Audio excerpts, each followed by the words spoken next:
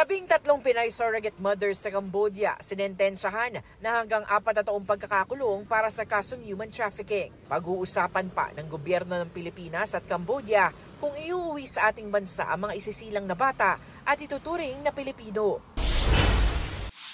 DOH, sinita ng Commission on Audit dahil sa mga nasayang na gamot at medical supplies noong 2023. 11.18 billion pesos ang halaga ng mga nag-expire na gamot, kabilang ang mahigit 7 milyong vials ng COVID-19 vaccines.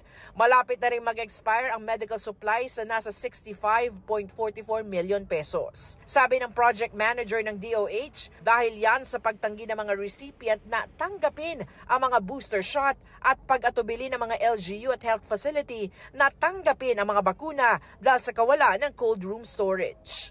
Sanima Refra, nagbabalita para sa GMA Integrated News. Huwag magpahuli sa mga balitang dapat niyong malaman. Mag-subscribe na sa GMA Integrated News sa YouTube.